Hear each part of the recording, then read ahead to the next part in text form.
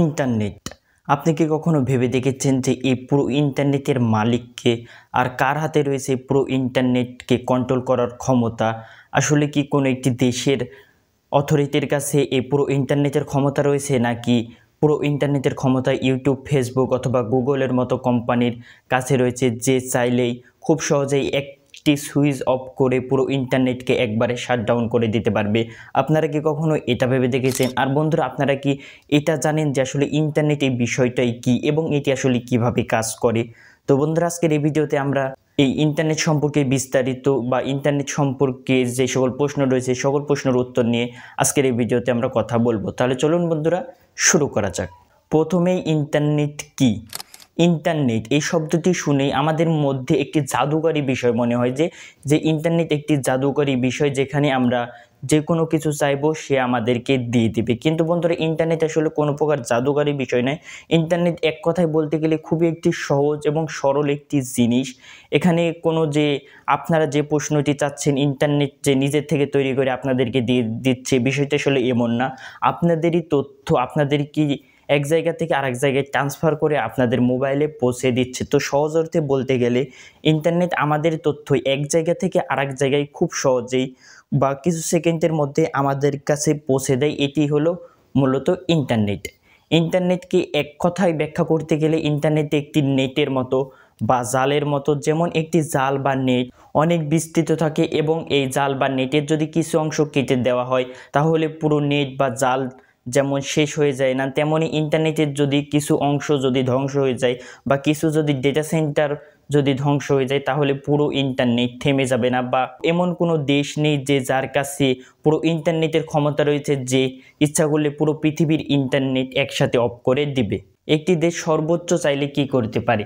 সর্বোচ্চ চাইলে তাদের নিজের কান্ট্রির ইন্টারনেট একসাথে শাটডাউন করে দিতে পারে। এর থেকে বেশি কিছু একটি দেশের কাছে ক্ষমতা নেই। এবং একটি দেশ সর্বোচ্চ যদি ইচ্ছা করে তাহলে একটি ওই নির্দিষ্ট ওয়েবসাইট বা একটি নির্দিষ্ট অ্যাপস তারা তাদের নিজের কান্ট্রির জন্য ব্লক করে পারে।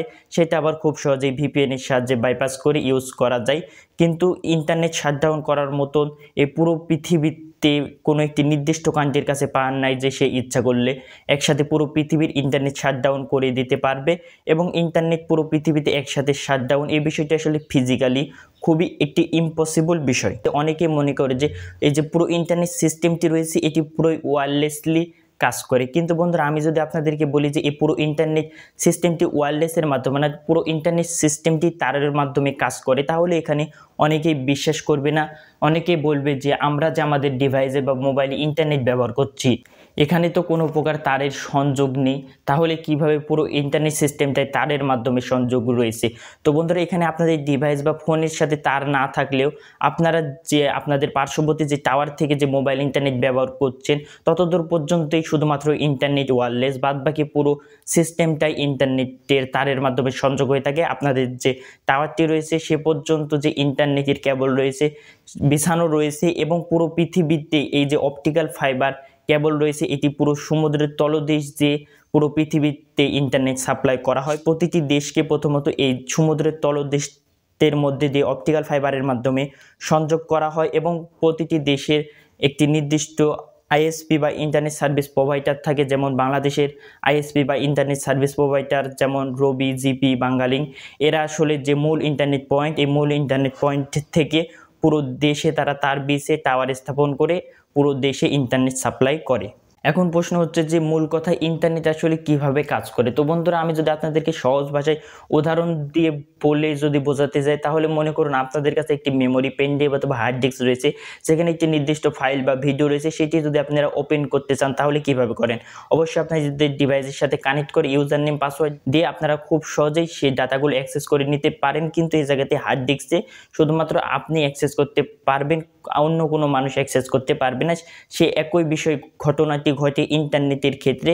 এটি আপনারা একটি বড় হার্ড ডিস্ক ধরতে পারেন যেখানে থাকে বড় বড় ডাটা সেন্টার, এবং সে সকল বড় বড় ডাটা সেন্টারে মূলত ডাটাগুলো স্টোর থাকে। এবং যখন আপনারা ইউটিউবে গিয়ে একটি ভিডিও সার্চ দেন তখন যে ইউটিউবের যে নির্দিষ্ট সার্ভার রয়েছে সেখান থেকে আপনাদের ফোনে ভিডিওটি দেখায়। এবং প্রতিটি ওয়েবসাইট বা প্রতিটি অ্যাপসের নির্দিষ্ট সার্ভার থাকে এবং তাদের যে সকল ডাটাগুলো থাকে সেই সকল ডাটাগুলো তাদের নিজস্ব সার্ভারে যোগ হয় এবং আপনারা যখন সেই সকল ওয়েবসাইটে গিয়ে সার্চ করেন তখন সেই সকল ওয়েবসাইটের যে সার্ভারটি রয়েছে সেই সকল সার্ভার থেকে আপনাদেরকে মূলত তথ্যগুলো দেখায়।